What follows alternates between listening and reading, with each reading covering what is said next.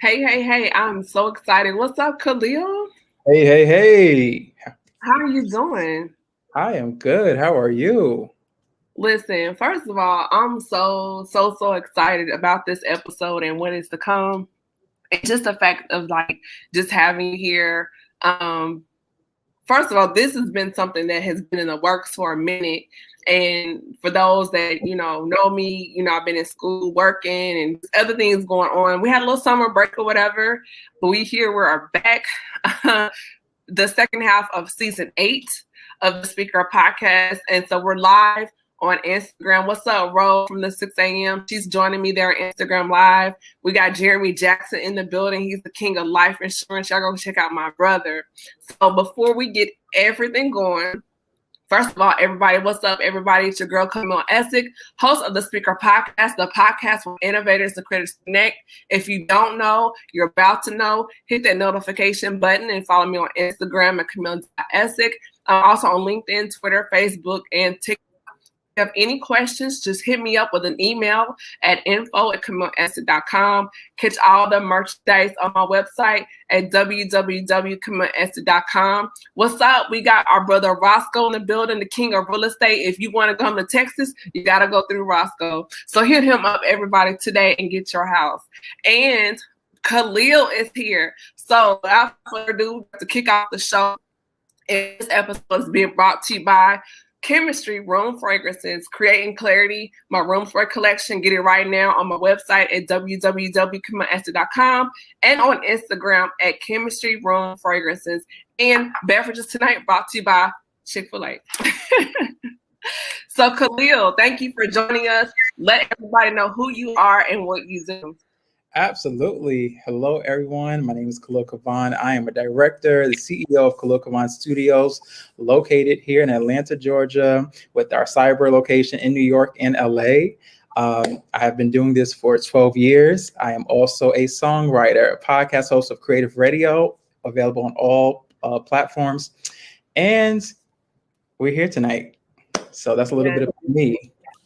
So before we get started and just dive into this juicy conversation for tonight, we were talking the other day on the phone, and it seems like every time I talk to you, Khalil, I learn something new about you, and vice versa. This friendship is cool. So I was talking to you, and you said your mom is the first and only female rapper from Public Enemy. Correct. Help me out with this. Hip-hop legacy. Hip-hop legacy, Public Enemy, that is my mother. So that's history. So I come from history. I come from a legendary background. So this is where you see what has become today is from that grounding, that foundation. So yeah. So as we get into that, Khalil, tell us a little bit about yourself, where you're from, what you do. Just a little insight into who is Khalil. Yes, so Khalil. So we have Khalil Kavon. I am originally born and raised in New York.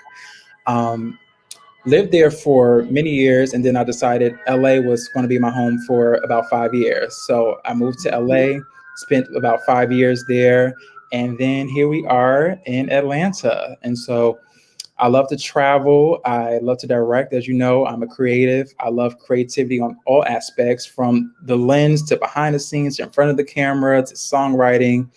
And Khalil, beyond just the directing, beyond the creativity, he's a chill, hilarious guy. And that's the part that many people didn't get to see behind the scenes. But now you get to see that more here. You can see that more this September on Creative Radio. So I'm excited.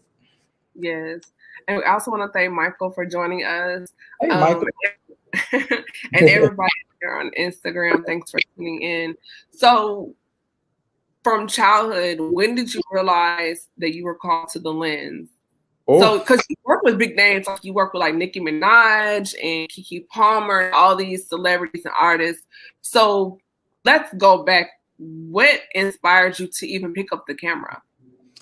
Great question. So when I was in school, I would always fidget around with anything that I saw that was like colorful or technical or creative. So it started out with me looking at my teacher's bulletin boards. So I'll always be like, oh, like I want to design your bulletin boards. Like I want to, put the backgrounds, I want to put the trims. And my teachers, they just allow me to be creatively free. So it started there where my creative freedom was able to be nourished. And then I started saying, I'm starting to have an eye. So I remember I was taking like a computer class in probably about late elementary school, and I was like, I'm bored. Like we were just doing like these PowerPoint presentations, and we just began taught how to do slideshows. And so I was like, I'm really bored of this. Like I want to do more. Like I want effects. I want to do, I want to see things in action. And I think from there, that's when I really started to realize that I wanted to pick up the lens. And what also brought me to that was my teacher. I literally looked at her worksheet. It was a design worksheet. So like it had these different designs, these different colors, these different texts. I went home and duplicated that worksheet, brought it back to her the next day. And she said, did you steal my worksheets up the class? And I said, no. I said, I went home and literally designed the whole worksheet over. So from there, that's where I knew, okay, like there's some type of creation here that you want to do. So really, to be honest, it didn't start out with me knowing I wanted to pick up the lens. I thought I was going to be a background dancer for somebody. It started out in dance, surprisingly. Okay. And so I was doing my school talent shows. And so around this time, after I was doing my school talent shows, I realized, okay, it's time to start picking up the camera. So my mom got me my first like disposable, camera. I started taking pictures of everything, and then it started building up. Then that's when the cyber shot cameras, like the digital cameras started coming out, picked that up.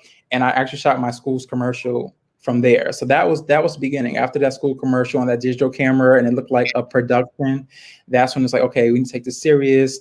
And that's where things move forward from there. Okay. So do you notice, at least for me, it seems like as kids, when we are creative, the way we process and see the world is different, if that makes sense? Yes. And this is what this last year has kind of been bringing me back to, is going back to that place as a child where you just look at the world from a different lens and a different perspective. Because I feel like during that time, I looked at the world as like this endless place to just create, this endless place to just follow your dreams, and this endless place to do whatever you wanted to. So like if you want to go outside and go on the playground and draw something on the swings, like you were able to do that. And so, yeah, I definitely think there's a different lens that you look through when you are a child. Yeah. And so when going through that, how do you feel like it impacted your relationship with your parents? Because, for example, I podcast when I was a little kid. I used to get in trouble in school, like in kindergarten, first grade, because all my grades were good, but I would get a note sent home like, Khalil's a great student, but she talks too much in class. And I would get whoopings for talking too much in class. And sometimes the parents are not in tune with maybe seeing kids' gifts. And so I was getting a whooping for something I do now. And when I was in second grade at Johnson Elementary, I was on the school's, we had a news channel, and I was one of the corresponding reporters in second grade. Johnson Elementary. I got a fun fact for you then. Okay. So the fun fact is, number one, I was also called talkative in class. And then two, I was they was like, okay, so since you're talkative, we're going to put you over the school announcement. So I would do the school announcements every single morning. In homeroom? Yes, in homeroom. Hi, this is Khalil. I'm here for your school announcements. Yes. Today is Mrs. Berger's last day teaching. She's retiring over 30 years. Oh my God. Yes. Lunch is chocolate milk and a franc for your breakfast, for lunch. Oh my God, that used to be. And then we have to do the pledge and the Star Spangled Banner and lift every voice. So that was something. Wow. Oh my! It just amazes me how sometimes things that we used to get in trouble with as kids, even to those watching on Instagram, how it's actually a part of your destiny and you don't know, right? That part. So tonight we're talking about just to switch gears, you know, my thing is mental health. I love mental health, discussing mental health with Black men, because I feel like more Black men don't have spaces where they can safely, and I'm talking to the people on Instagram Live. So they see me looking, that's where I'm at. But as far as like, I feel like a lot of Black men don't have a space that's safe or they feel comfortable to discuss things. And that's one of the things about the Speaker Podcast. Of course, you know, girls rock, Black girl magic, all that. I feel like Black women, of course, we come here and we talk about those things too. But I think Black women, we have so many outlets to talk and discuss things. But I feel like what I'm feeling, one of my roles is to begin to open my doors so Black men have a safe place to talk without judgment, no transparency. And I think you guys need that space too. So that's why I decided to open my platform and lean into that as well. So what has your journey been like for you, Khalil, in terms of like healing and forgiveness? I'm glad I have a timer in front of me, because I'm definitely going to have to time this, because I don't want to have a whole TED talk on healing, because we can go for days for that. But what I will, we can always bring you back, so it's okay. Come on, I'm here for it. So my journey with healing, going back to even the conversation we were having about childhood, when I first started in my creativity, my mom was more of the support system for me, and my dad was really not supportive. So I always say that it was a blessing and a curse that my dad was not in the picture, because had it not been him in the picture, I don't know if you guys would see a Khalil Kavon today.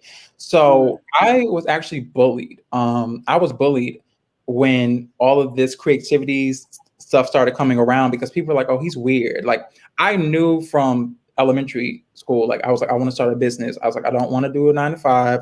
I would come on dress down days. We wore uniforms. I would come with a suit. So I was bullied all the way up probably to high school. So yeah, that was a very challenging time for me. I never felt secure. I didn't feel confident. I really just felt confident in my creativity. So that was really like my outlet. So when I transitioned out of high school, that's when really my healing journey began, because I realized, like, okay, you're no longer with those kids that bullied you. You're no longer with those students that bullied you. So now you actually have time to find your voice. But I really didn't find my voice till later on, because when you go through so many years of bullying and you go through so many years of torment with people, you literally have to spend now the years outside of high school finding your voice now, because for so many years people were just shutting down your voice. I had kids that kind of was like, we don't want to hear what you got to say. So that alone was trauma. So I had trauma from the bullying. I had trauma from daddy issues. I had trauma from not fitting in school, and then not fitting in the church, because, you know, it's like you have this creative kid, he's witty, he's all over the place. So really looking for a place of acceptance really is healing that I had to go through. So that's the beginning of that journey. Okay, so with your dad, because and the reason why that stuck out to me, because I kind of had some similar things. The thing is, like with my father, I didn't meet him until I was 19, and it's because that's what he chose, you know. But there were things I felt because he wasn't there, even though outside of when my parents divorced, he was living a very successful life, making 6 figures, you know, but he wasn't. I was not in a part of his circle. So then over time, I had to learn to heal from that. And it was a process. Like, it was a for real process. So for you as a Black man, because the father is the one that kind of like imparts into the child, you know, and for you to be a son, how did that relationship impact you? Because you made a statement, you were like, you don't know if you would be who you are today if he had been in your life. Because I remember one time I had a conversation with my father, and he told me, because I was angry at him for not being there. And he was like, I wasn't there because I loved you. And it didn't make sense to me. And he said, because of where he was in his life, he was like, if I had been there, he said, I would have damaged you. And I was so mad about him not being there. It was not clicking for me until I got older. And then I realized, like, man, if he had been in my life, he probably would have damaged me. So was that the same for you? Absolutely. I feel like if my father was in my life even more than he was, it would have damaged me.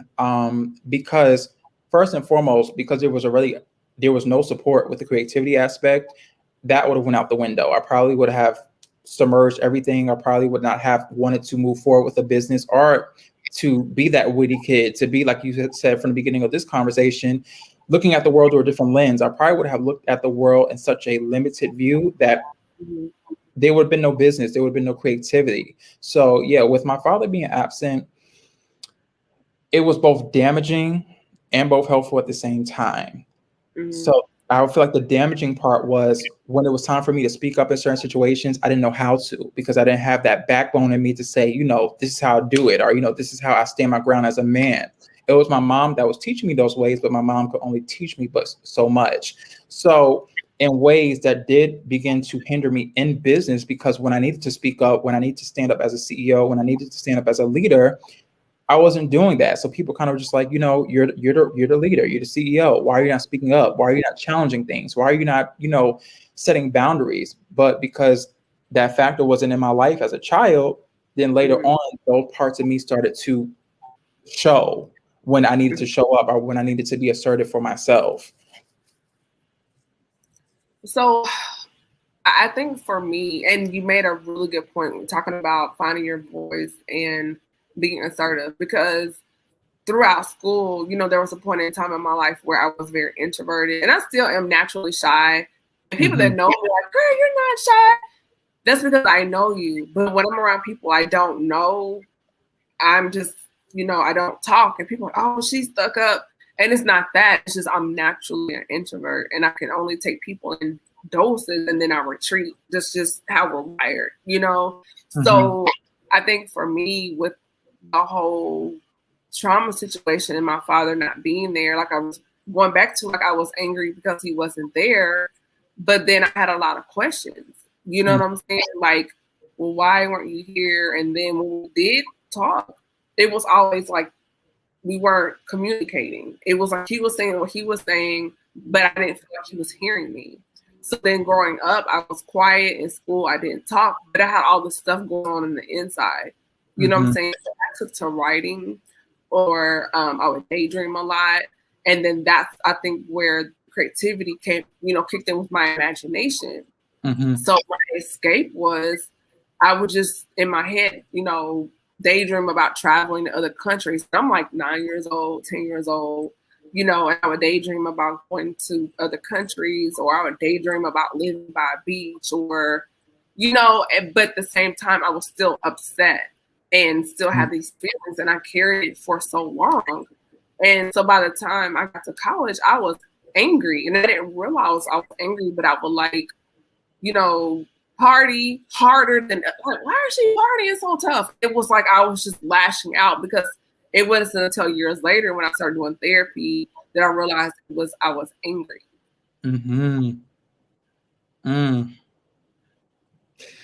Oh, I got to jump in right there.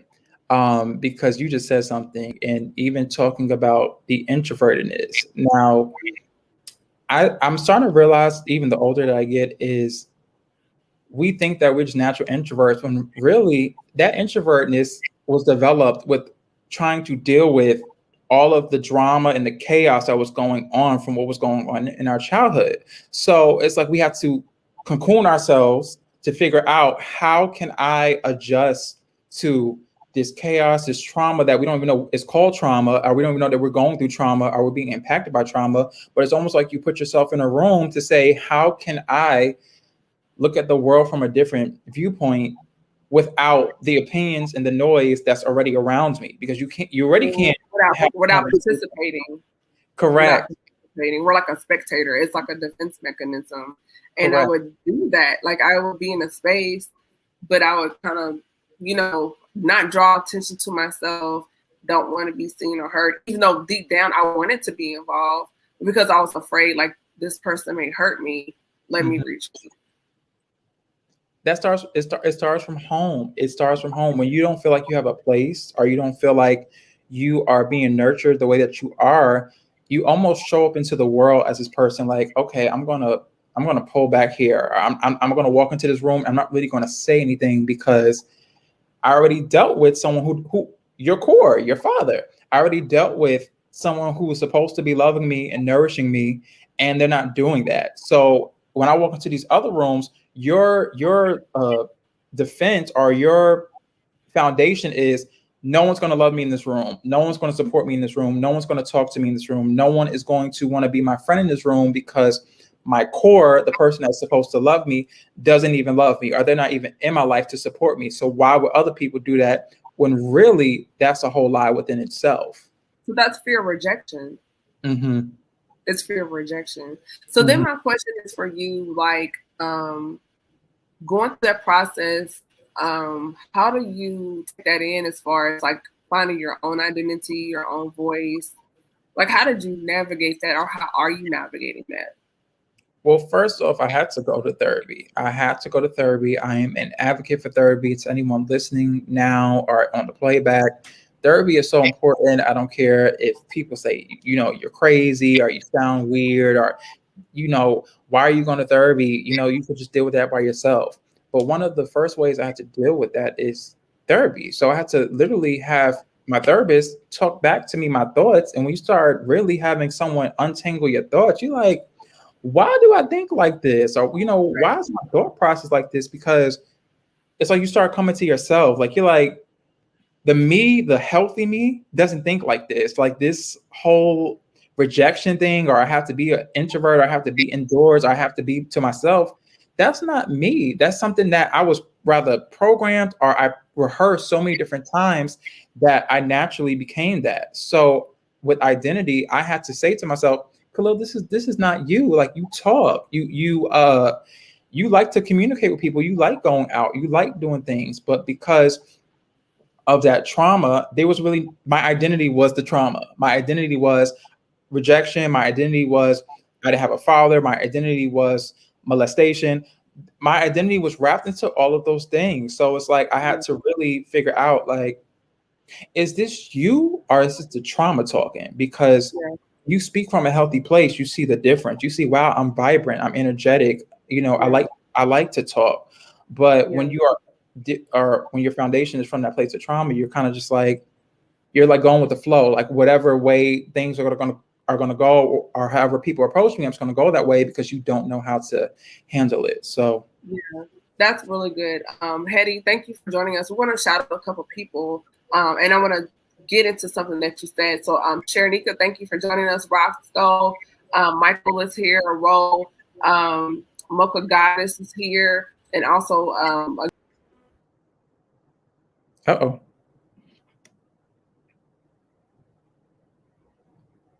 I think we lost her, but we're coming right back.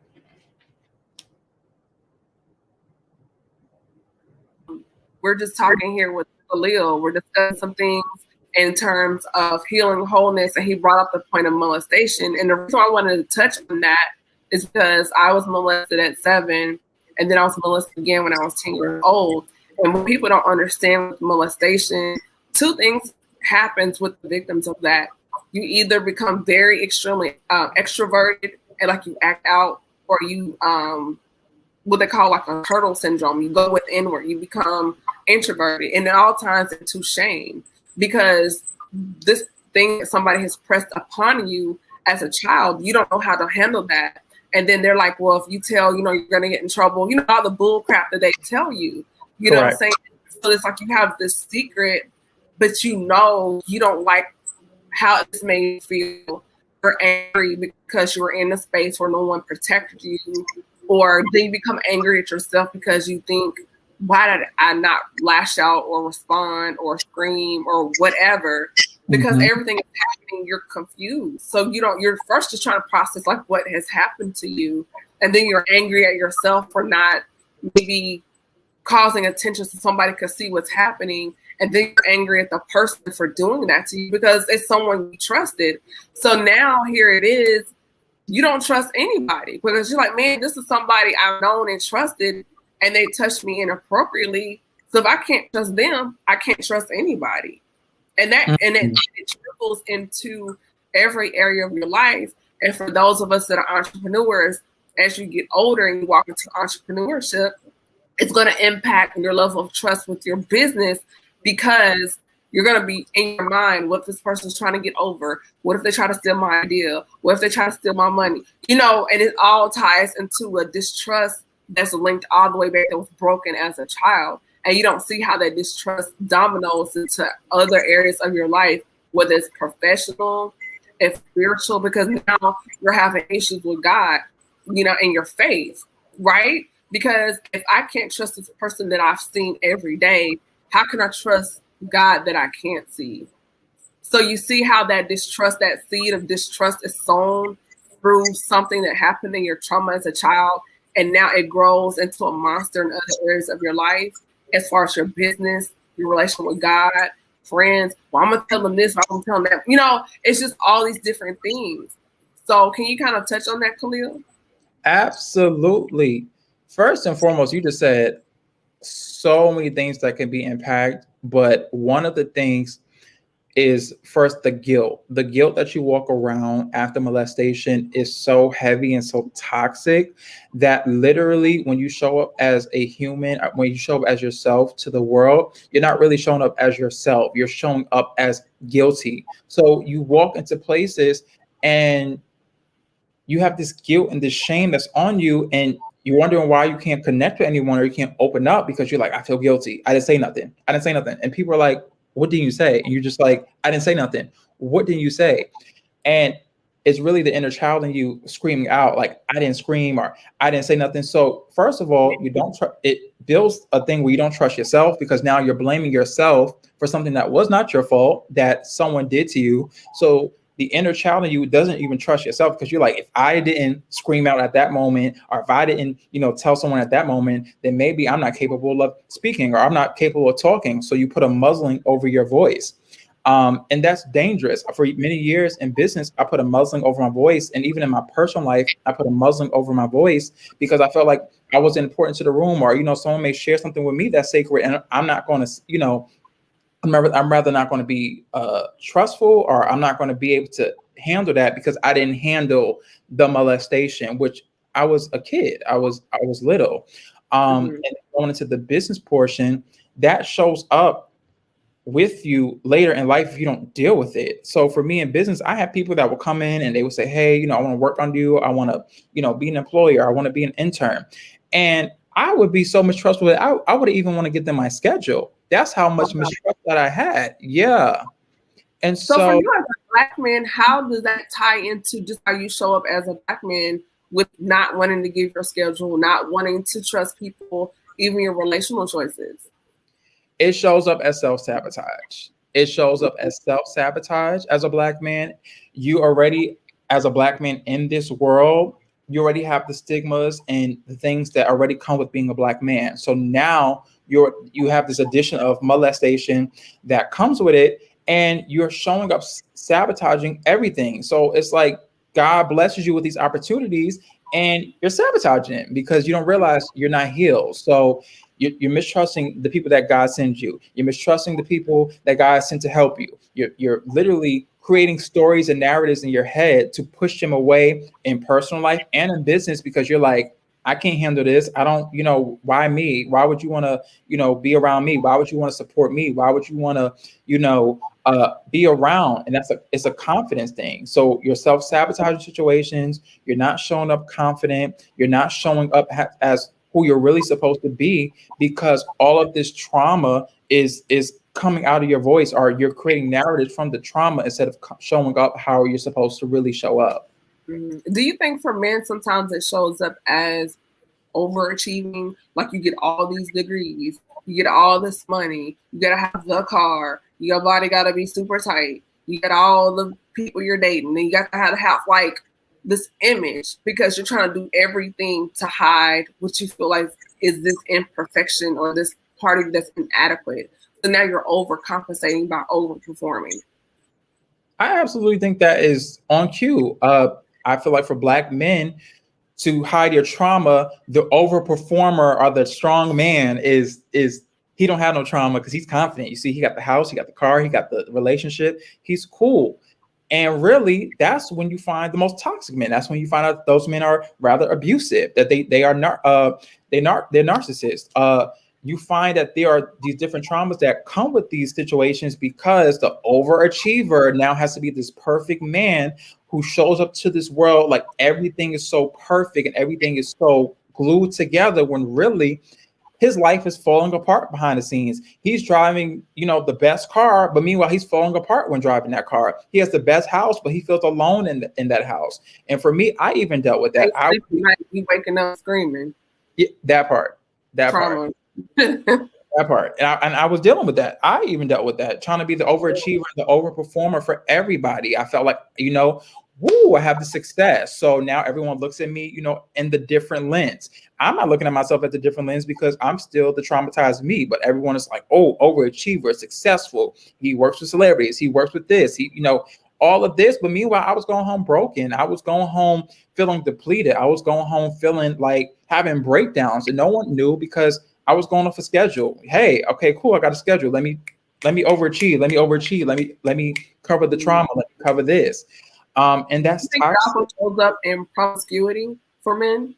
Yes, absolutely. Wow. And that's because of that as well. Mm-hmm. Because it's the again, you have to be the leader, you have to be the strong man, you have to be the head of the household, you have to be the head of the business, you have to be the name for the family lineage. Like, you carry all these different titles that one man himself cannot carry. It becomes a burden. Mm-hmm.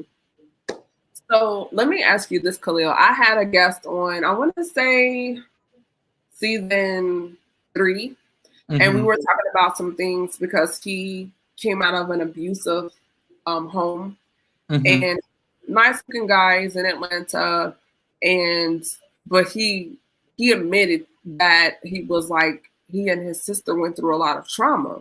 And he said during the episode, he said, some men, when they go through things, some men turn to alcohol, some turn to drugs. He said his drug of choice was women, and he battled with depression and low self-esteem.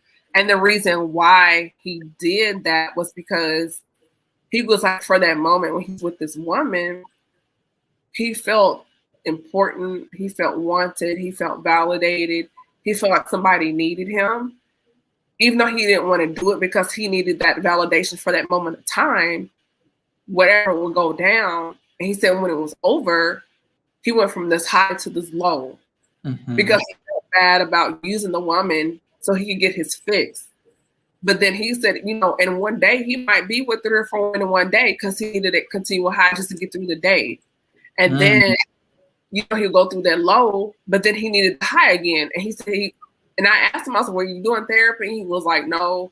But he admitted, like, addicted because he needed that. And I guess, I don't know if he still does that, but at the time when when I interviewed him, he was going through that cycle of just going through 3 or 4 women a day just to get through the day, like an addict, just to get that high, to feel important, to feel loved, to feel needed.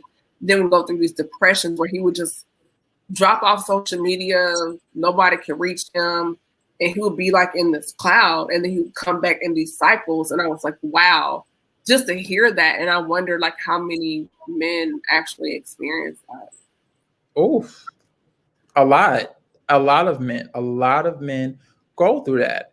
And the thing is, I feel like, going back to what we talked about before, because you are required as a Black man to carry all these different titles, you really can't express, hey, I just had a breakdown last night, so this is what this is. It's like, why would you have a breakdown? You're supposed to, you're supposed to be strong. You're supposed to, you're supposed to carry this title. You're supposed to carry the torch. So how can you have a breakdown? How can you cry? How can you have emotions? How can you look at the world like this? Trauma. What is trauma? As a Black man, you're not supposed to have trauma. You're supposed to just punch that in the face, and you're supposed to just, bury that in the hatchet and live your life. And I even went through that. Creativity was my addiction. I thought, by having a business and by doing creativity and by being the man, like you said, and, being the one they call on was it. It's not. And I hate to say it, but like the whole grind and hustle all the time and not deal with trauma is toxic. And this is why I had to literally sit down over the past few years and realize, Khalil, this ain't it. Like going day to day to day and trying to show up and being this strong man. And meanwhile, you breaking down on the inside and your heart is heavy and your heart is breaking and you got a cold heart. And now it's turning to bitterness and you angry towards people and you snapping on people and you doing all these different things because you're not dealing with the trauma because you keep trying to show up as the strong Black man. And you need to stop doing that and be you. So going through that process and doing the therapy, and where you are now, particularly with your dad and healing the father wound.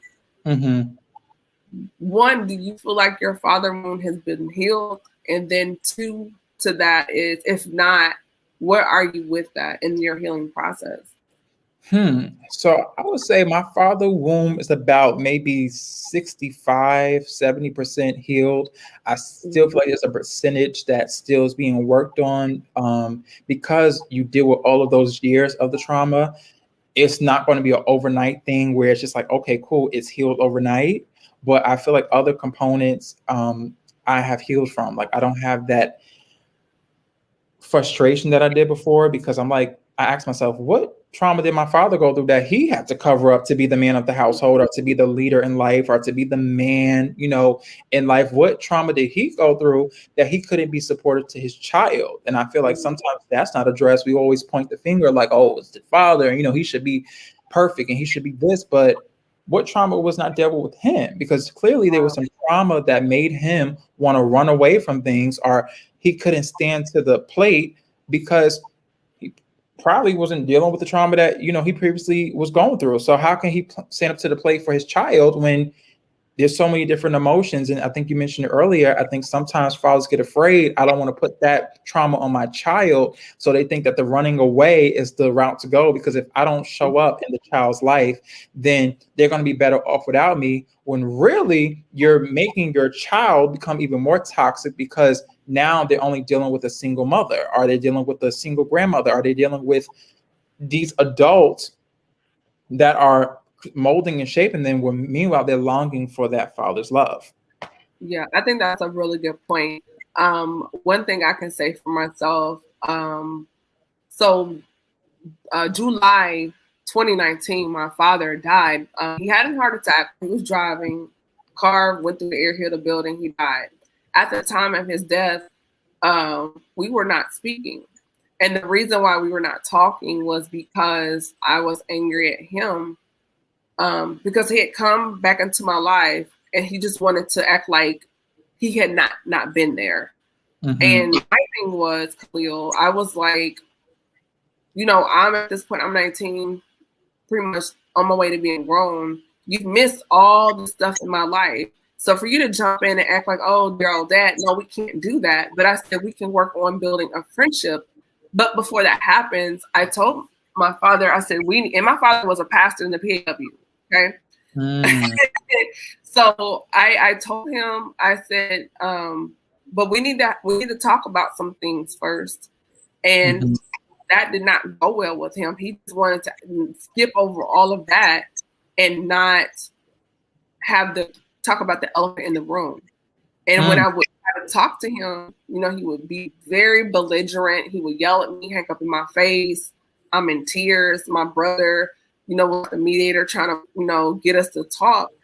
And I got to a point where I was like, my brother's name is Brandon. And I was like, no, Brand, like, I'm done with it. I was like, that Negro know how to reach me. He has my number, my email, my social media.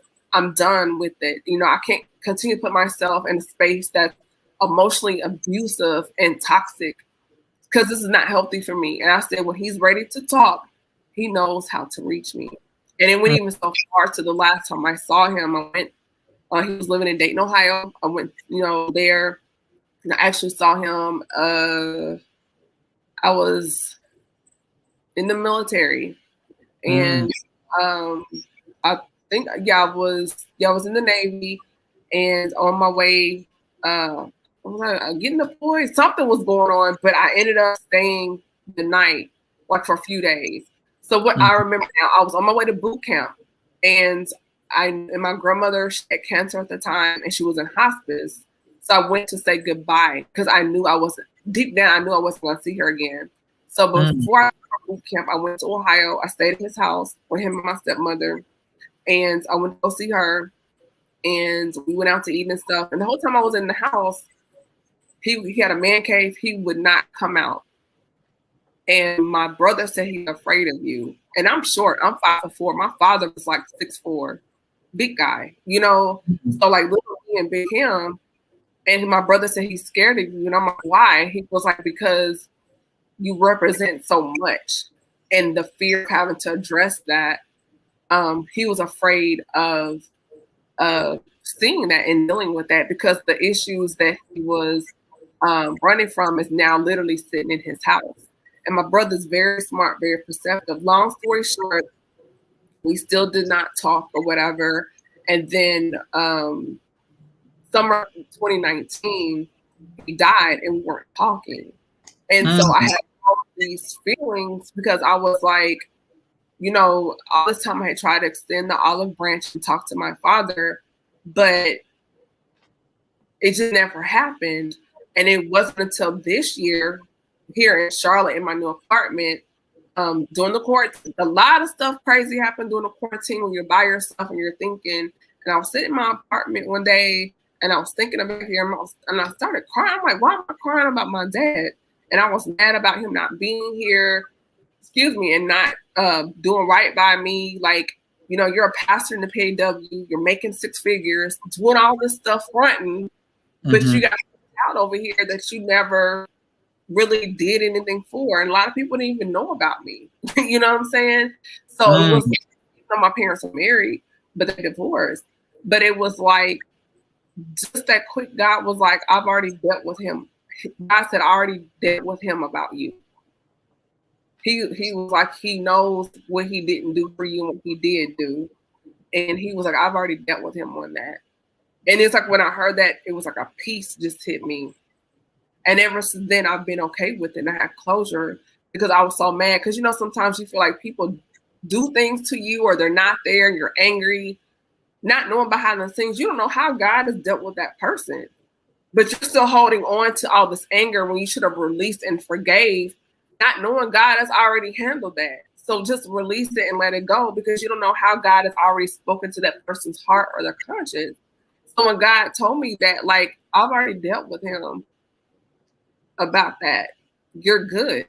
And it was like, I was fine, because I knew I tried to make peace with him. And sometimes you have to get in that spot.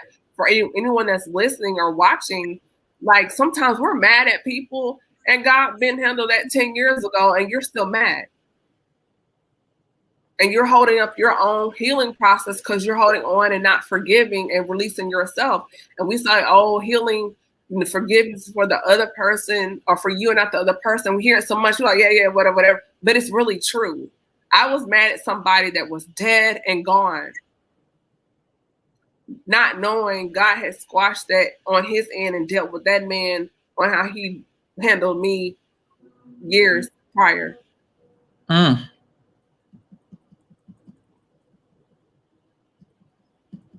You know? That's a word within itself. That's a word within itself. Because so many times you carry around so much baggage, and you are so mad at the world. And sometimes you're even mad at God, because you like, you didn't handle this, and you know, I trusted you, and all got away with it. Right. I think sometimes we treat God like he's like a guard dog. Get him, Jesus. Right. Get him. No. Get him, Jesus. It's like, that's not how that works. No.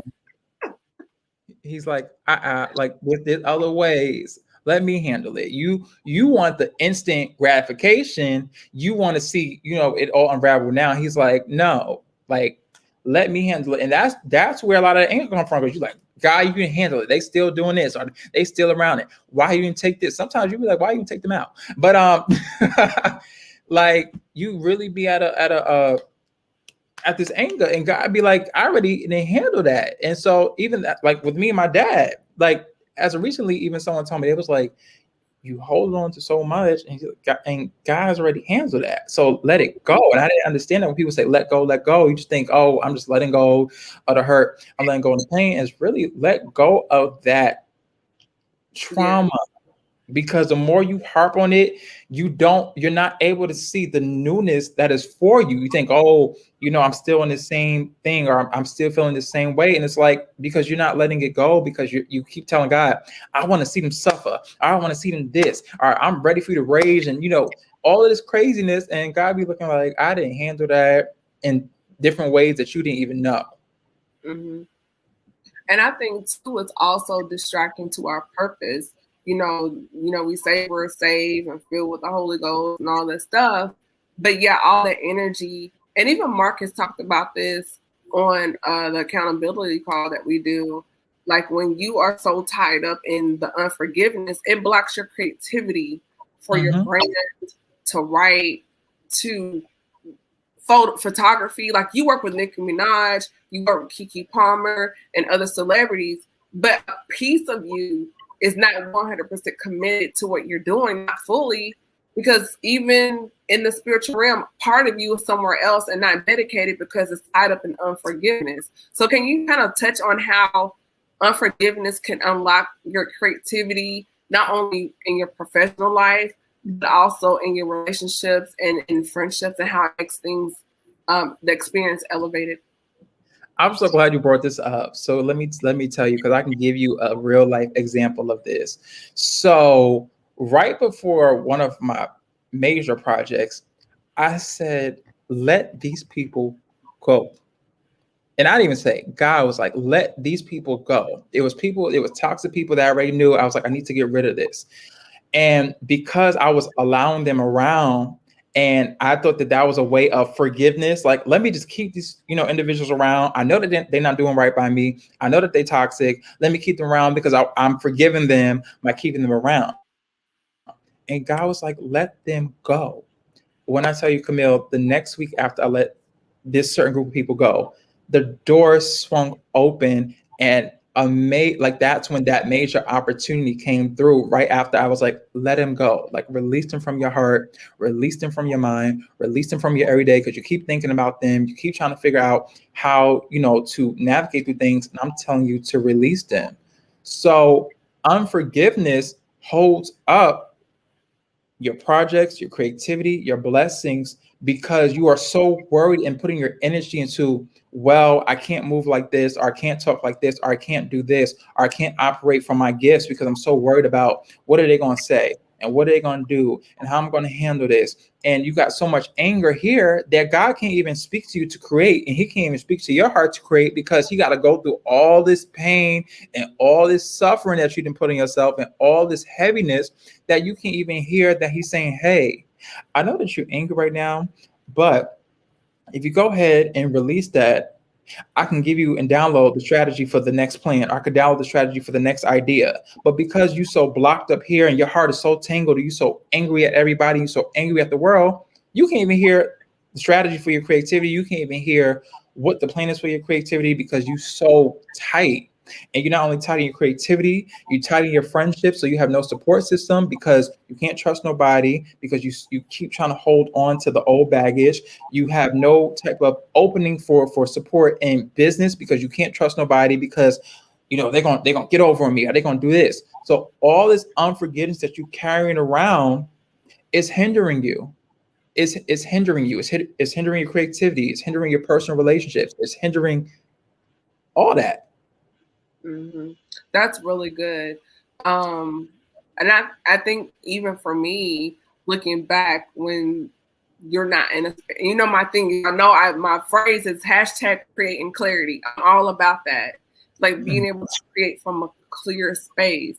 And when you cannot make life choices because your mind is not clear, your heart is not clear, you're attracting things that have nothing to do, it's not in alignment with your purpose. And you'll be like, man, how did I get in this relationship? Or why do I keep meeting the same type of person? And it's all tied up to not being in a clear space, right? Don't get me started with clear space, because my therapist told me about that. She was like, you need a clear space. She's like, to create and to do things, you need a clear space. So she's like, when all of these different elements are jumbled up, are you worried about so many different other elements? You can't truly create from within. Like, we are spirit beings. So you're not really creating from your authentic self, because your authentic self is covered up with all of this malice and bitterness and anger.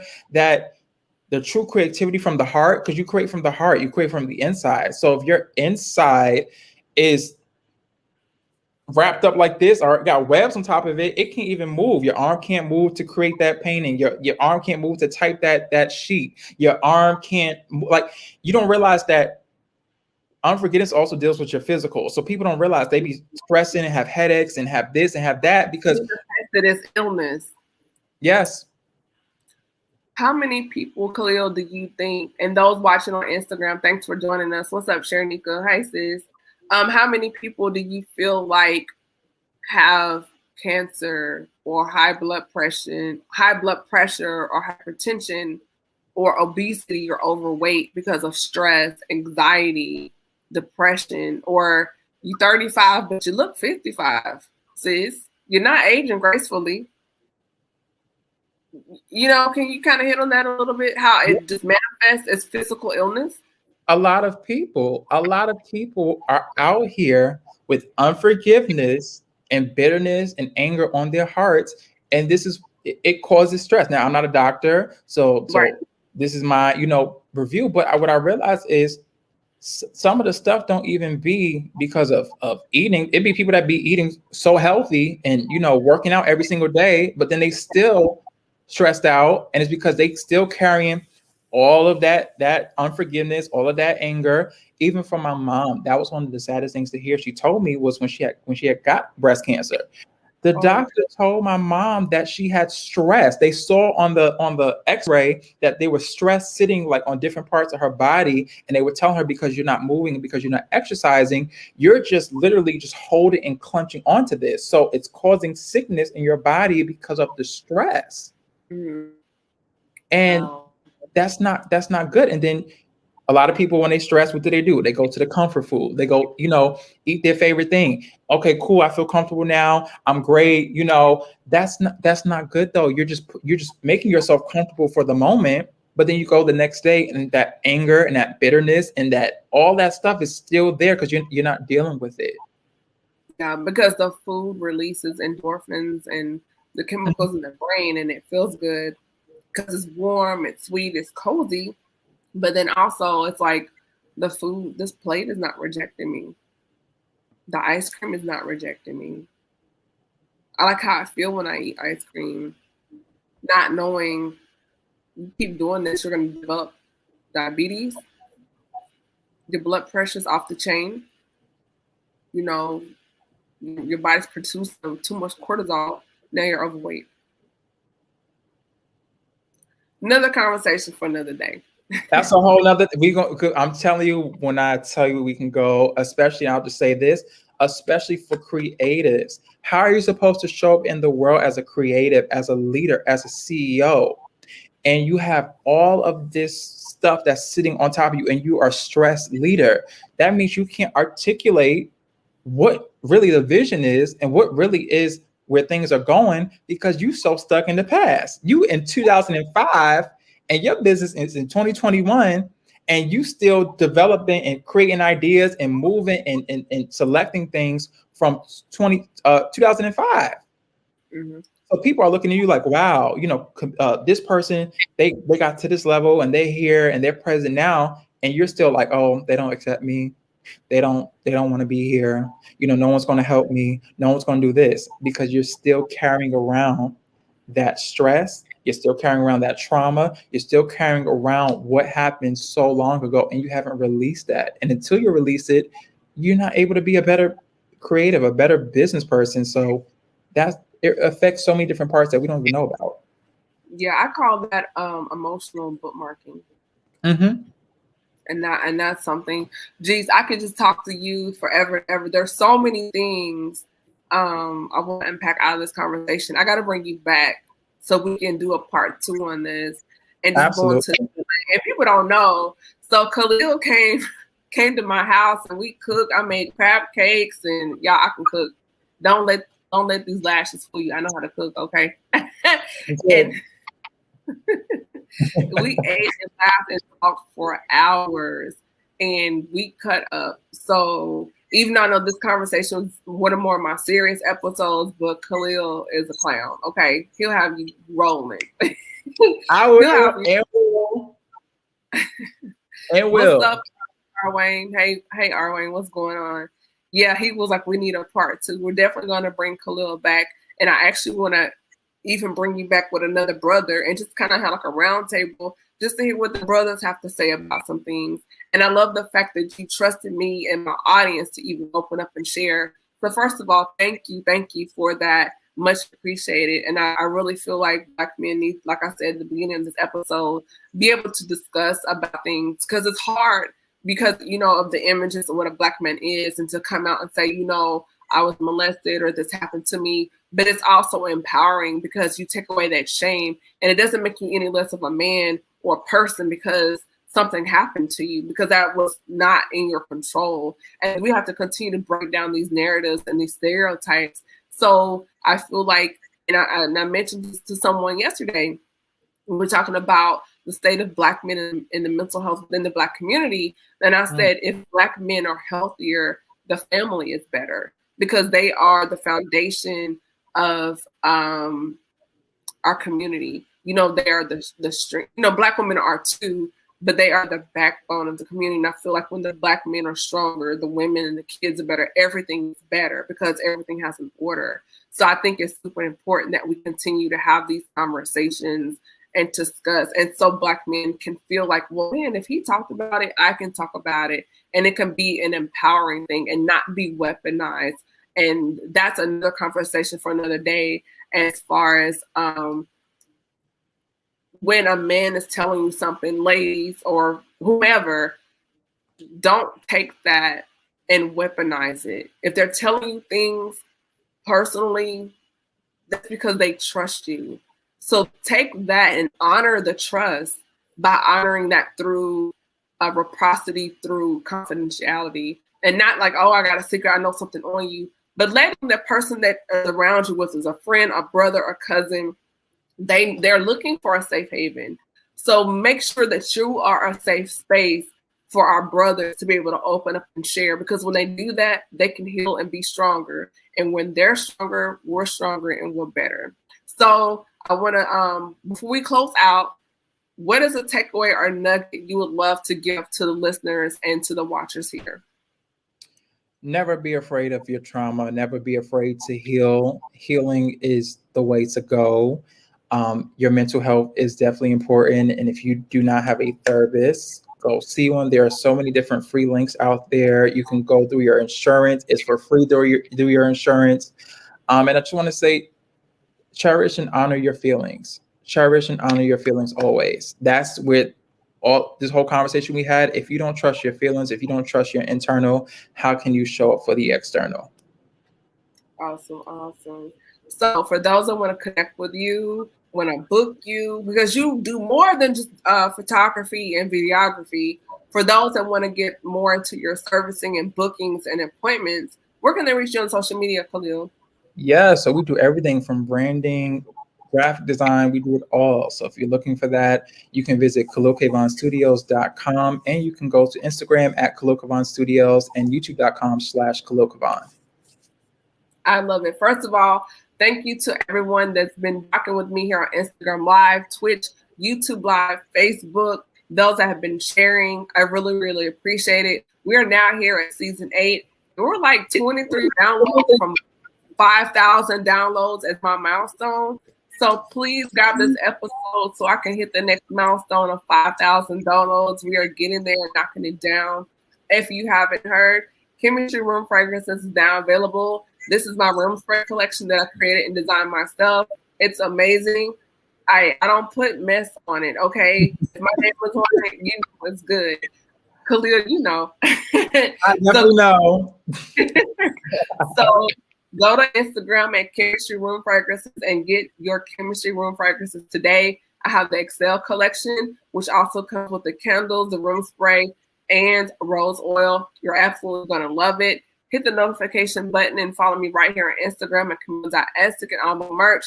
Listen to the end of this episode, and you'll hear Terrence, who is the official voice of the Speaker Podcast.